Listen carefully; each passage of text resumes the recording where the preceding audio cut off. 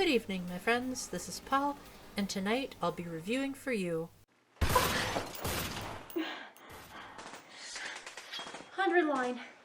Last Defense Academy for the Nintendo Switch.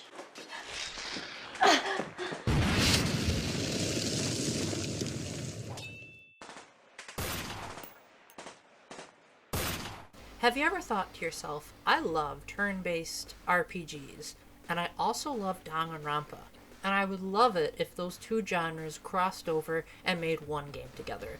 Well, that is exactly what happened, and by the original creators, too. I really love pretty much every game that these guys work on. This is a collaborative effort between the masterminds behind the Danganronpa and the Zero Escape series, who conversely worked on other series, namely Master Detective Archives from the Danganronpa devs and Somnium Files from the Zero Escape guys.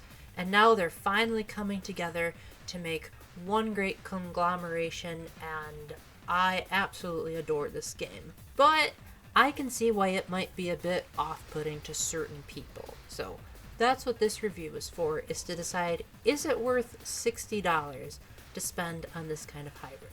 So the main gameplay is split up in two basic modes.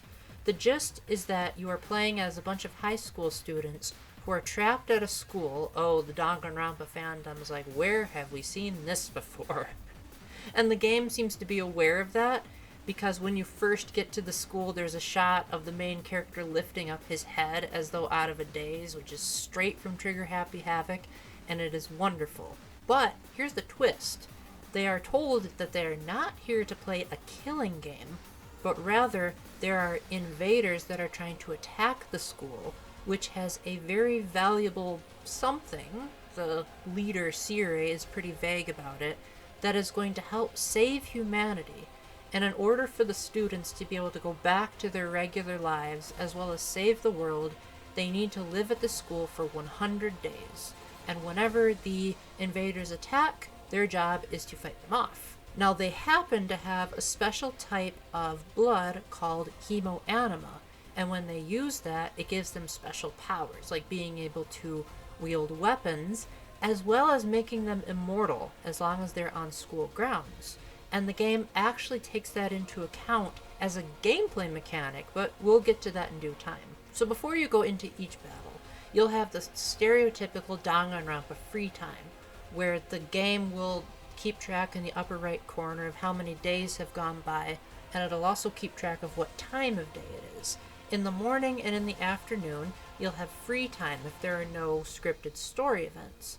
And during this, you can talk to your fellow students to increase your grades, which do a variety of things. You can go exploring around the school area in a board game very similar to the Danganronpa S gameplay, where you'll move across a number of spaces, and depending on your responses to the happenings around you, you can sometimes get hurt, or you can gain valuable materials which you can use to upgrade your attacks, as well as give gifts to your students, which can upgrade your grades. It's a very nice economy. I love how just about everything works together to overall help the battles to be better. But just like in Danganronpa, just in case you're a masochist, you also have the option to just sleep in your bed and not do any free time activities. I don't know why you'd want to, as this game can be pretty darn hard, but thankfully it does have two difficulty modes, where one of them is called Safety Mode, where it just lets you enjoy the story, and the other is just simply called Last Defense Academy, which is a balance of story and gameplay. So I imagine the bed is mainly there for those of you that want only the story and nothing else. Now, once you're actually on the battlefield, it plays out very similarly to Fire Emblem, although I think the obvious comparison they were going for was more of like a tower defense Final Fantasy Tactics type of gameplay, where your objective is that there's a barrier on one side of the battlefield, and that barrier is in charge of protecting the school, and there's a generator that generates the barrier, and if the enemies hit that generator enough times, then you'll lose the battle, because that'll mean that they breach the school grounds. And so you'll take turns moving your units, and each unit starts out with one basic attack move, sometimes two, as well as a bit of a buff move. And each of those has a different range, so you'll have to think of how many spaces does this attack use and maximize that to your advantage to take out as many enemies as possible. Now, most of these enemies are pretty weak. They only do 1 point of attack, and usually they can be defeated in one hit. There are exceptions, but the general gist of the battles is that you have a lot of small and weak enemies, but because there's so many, they can easily overwhelm you if you underestimate them. So part of the fun is realizing what your range is and choosing which character to go to which place at the right time and do the maximum amount of damage. Now, if you defeat a larger enemy that takes more hits to defeat, then you'll recover action points. So what action points do are what they sound. You do any kind of action and it will deplete the gauge. And this could go for making a defensive stance, attacking the enemies, etc. As mentioned before, you can increase the AP gauge if you defeat a large enemy, and really increase it if you defeat a bunch of large enemies with one move.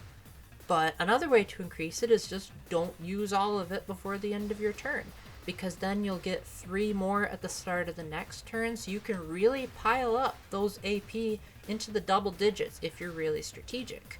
Now, as you defeat enemies, you will gain voltage points, and once you get 100 or more, you can carry up to 300, and each 100th level gives you a special charge.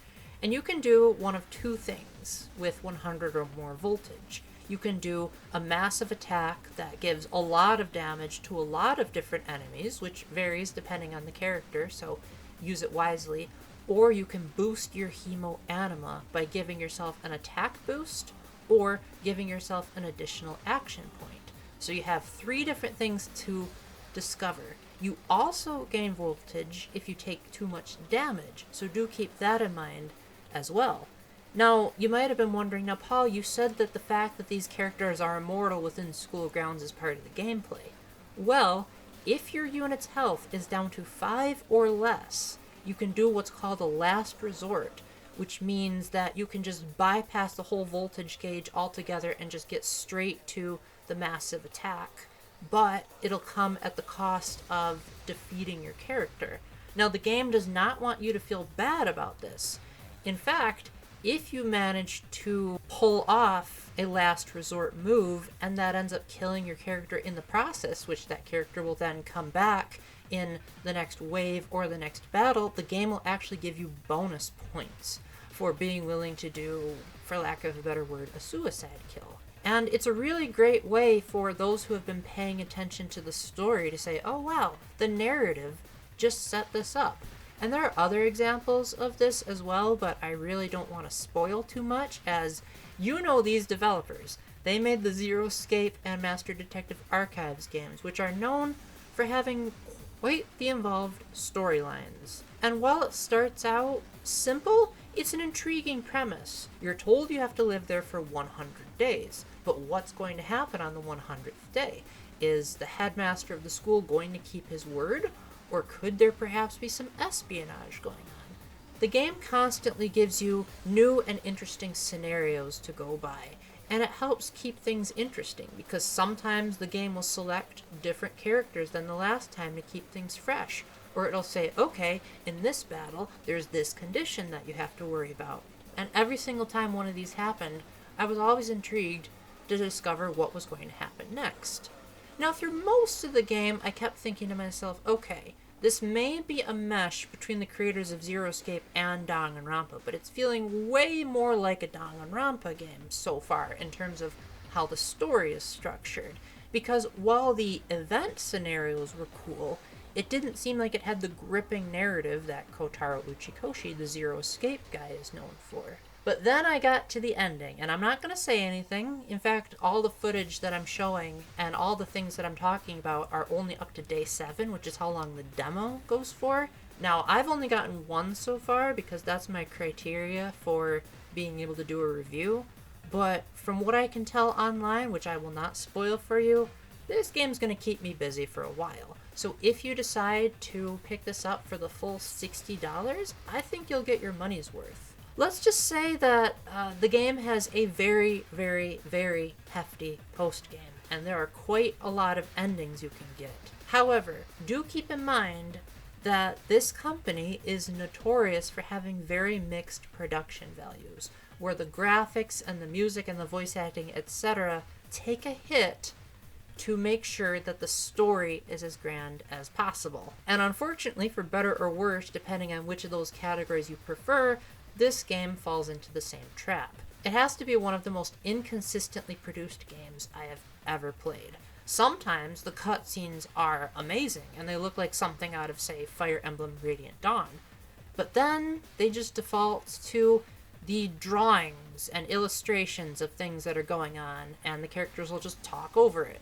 Sometimes there will be full voice acting in a scene, but other times a character will say a fully voiced line, then resort back to grunting, and there will be grunting back and forth, and then the character will start speaking in full sentences again, and a lot of the grunts get reused way too many times, and it's like, make up your mind, are you gonna use voice acting or not? It's what I didn't really like about Fire Emblem Awakening, where the game just seemed to flip-flop a lot. And then I was so happy that in Fire Emblem Echoes and Three Houses, they switched to just complete voice acting for just about everything. The voice acting, unfortunately, is also very hit or miss. When I looked through the credits, I didn't see a single familiar name in the cast. And sometimes this can work to great effect, especially if the game is made in English first, where they're not trying to dub, they're just trying to give a believable performance. But here, the results are inconsistent. Sometimes the actors deliver mind-blowing performances, but other times the line delivery is so cringe. And I'm like, oh, this is awful. I can see why some people would probably just prefer to switch to the English dub. And the writing can be hit or miss as well. Like, don't get me wrong, there are some pretty funny lines, but most of the humor comes from the fact that there's a character named Darumi who constantly makes references to other Spike Chunsoft games and sometimes just breaks the fourth wall and thinks that the whole thing is a game. And she's a hoot. But every other character feels kind of irritating at first. Like, a lot of them do develop over time, but even then, it feels like for the sake of character consistency, they just decide to keep all of their obnoxious traits throughout the game, and I get it. They're teenagers. They're supposed to be immature and bringing up horny things out of nowhere when the context doesn't even make sense. But that's what I didn't like too much about Danganronpa V3, and I might even go so far as to say it's worse here. But the story more than makes up for it. It does take a long time to get going, and if you're the type of person that didn't like all of the extended downtime in games like Persona 5 Royal and Fire Emblem Three Houses, you're probably not going to like this game. But the battles are so engaging that I think if you push through it and see these events as preparations for the battle, you'll find that this is a really great system of trying to maximize the amount of AP you have and deciding, should I go for an all-out attack or should I be more defensive? And then seeing how the heck are they going to pull off that post-game, and how long is that going to keep me going. This game will give you quite great value. And, as a little bonus, since you know I love this, they even have an in-game soundtrack player, as well as the ability to rewatch cutscenes, review illustrations, rewatch movies, and a question marked box. So it makes me wonder, what else is this game hiding after the post-game? I give this game a very high recommendation if you can look past the questionable production values and sometimes annoying characters. But the story and the gripping battles more than make up for it, and from what I can tell in the post-game, this is gonna be a close contender to being a game of the year. Granted, there's only one other game on my list at this time of year, but it's only April as of the time of this recording. But I do hope that more people will give this a try, especially if you like Danganronpa and tactics RPGs. Then you'll find that this is basically a Danganronpa fan's dream come true. The game goes out of its way to make you realize, okay, the Danganronpa devs definitely made this. Everything from the camera angles to even the music choices, it all just screams, we want to make another Danganronpa game, but not do a killing game. And so if you're that kind of fan, then you'll absolutely adore this. If you're any other kind of fan, I think you'll like it. Just be patient. It takes its sweet time telling its story, but it is a very good payoff if you can sit through it. So with that, thank you very much for watching, but before I end this review, I wanted to give my editor a chance to express her thoughts on the game. So that's all for me. I hope you all have a wonderful day. And until Esabelle is finished with her thoughts, remember to keep the faith, stay epic, and God bless. Over to you, Esabelle.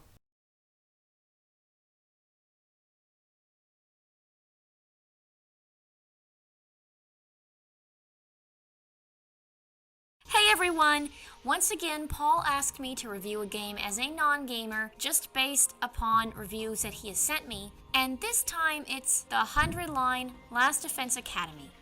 Before speaking about gameplay, let's discuss the plot behind this narrative-driven game. You play as high school protagonist Takami Sumino, I hope I said that right, who gets mysteriously drafted to fight the monsters that suddenly invade his home in the Tokyo residential complex. He and other enlisted classmates must fight to save humanity from these invaders before they can return home. One of these fellow fighters resembles his childhood friend, though she claims to not know him. The gameplay does not just involve fighting, but also solving mysteries, such as who are these invaders? Why did they come? Who enlisted these students, and why them? Why is this fighter the spitting image of his childhood friend? This game is rumored to have about 100 endings, with all being relatively strong endings. As someone who loves complexity and plenty of avenues for exploration, I'd be a fan of so many options. Gameplay. The wave-based gameplay sounds like an ideal mix of challenge and ease, a sweet spot to ensure a fun experience. During a battle round, you control a group of student fighters, each with their own abilities, attack ranges, and fight patterns. These chapters and battles eventually culminate in a final boss battle. The battles require you understand each character's battle strengths individually and how they can synergize in combat. All the while, track your AP and use special abilities if needed, such as unique moves characters may use when fatigued or whenever they reach 100% capacity. As a nerd who loves strategy and problem solving, this sounds like an intriguing mental puzzle to plan these attack formations. Besides fighting, the game offers free time between battles to uncover mysteries and explore. You must also keep up your grades in this academy, which you can improve by hanging out with your classmates. Each classmate has strengths that can up your grades in those particular subjects as well.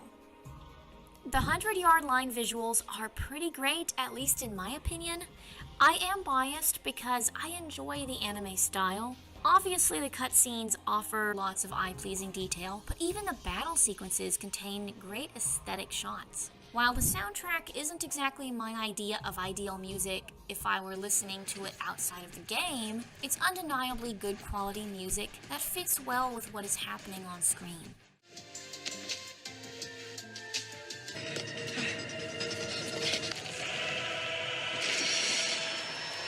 As mentioned before, each character possesses unique abilities and subject strengths. However, their designs reach far beyond just those two elements. Their appearances, styles, personalities, and points of view also lend each character a one-of-a-kind persona. I just adore the level of TLC that the game developers put into them and the game as a whole. This is definitely a game that I would enjoy playing if I were a gamer. All of the details, all of the avenues for exploration, and the aesthetics come together for what looks like it would be a very fun experience. Anyway guys, I hope that you enjoyed my review even if I haven't played the game myself. I hope it gave you some food for thought, and please enjoy nothing less than a lovely gaming experience.